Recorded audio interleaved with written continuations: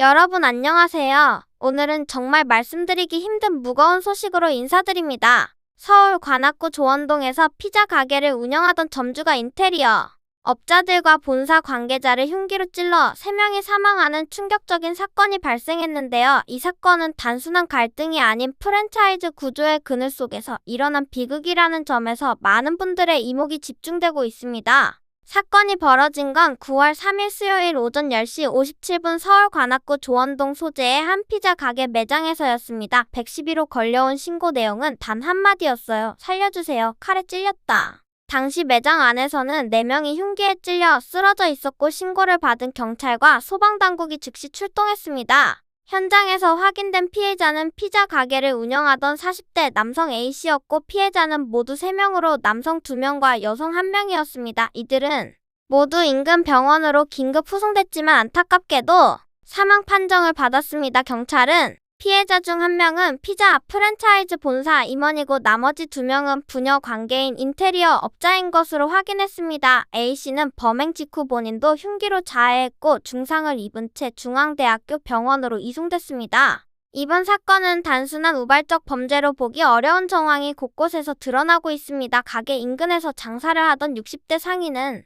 바로 옆 커피숍이 비어있어서 오늘 오전에 인테리어 공사를 하러 온 사람들이 피자 가게 안으로 들어가는 걸 봤다고 말했는데요. 이 말처럼 이날은 사전에 약속된 만남이 있었던 걸로 보입니다. A씨의 어머니는 언론 인터뷰를 통해 본사에서 지정한 인테리어 업체로 공사를 한 지 2년도 안 됐는데 누수가 생기고 타일이 깨졌지만 본사에서는 책임지지 않겠다고 했다며 적자가 날 수밖에 없는 일인 세트 메뉴를 강제로 만들라고 했고 이를 거부하자 인테리어로 갑질을 하기 시작했다고 주장했습니다. 본사 측은 이러한 주장은 사실이 아니라며 부인한 상태입니다. A씨는 혼자서 아침부터 새벽 1시에서 2시까지 가게를 운영했을 만큼 힘든 상황에 놓여 있었고 인건비를 지급하면 수익이 거의 남지 않는 구조 속에서 생존을 위한 버티기를 이어오고 있었습니다. 지난해 11월에는 본사가 요구한 일인 세트 메뉴를 도입해볼까 고민하며 알바생을 구하기도 했지만 결국 현실의 벽에 부딪혀 포기했고 갈등은 더욱 깊어졌다고 합니다.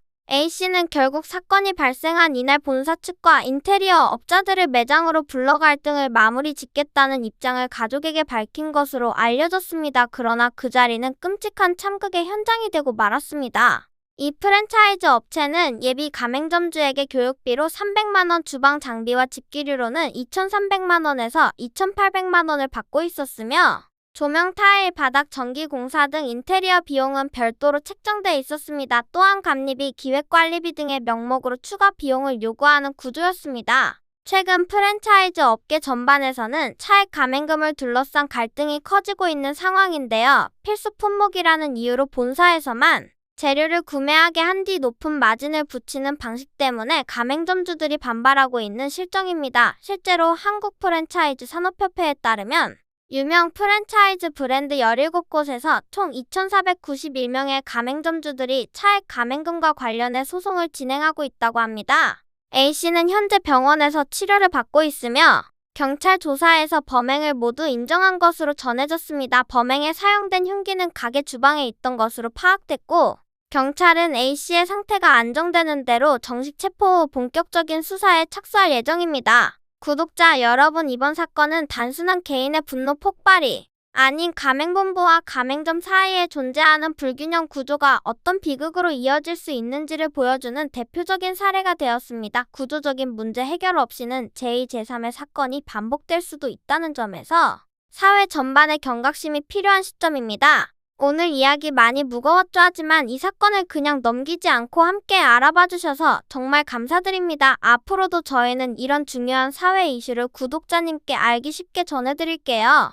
내용이 도움이 되셨다면 구독과 좋아요 꾹꾹 눌러주시고요. 알림 설정까지 해두시면 놓치지 않고 소식 받아보실 수 있습니다. 고양이가 슬프게 전해드린 오늘의 소식 여기까지입니다. 다음엔 조금 더 밝은 이야기로 돌아올 수 있길 바랄게요. 냥.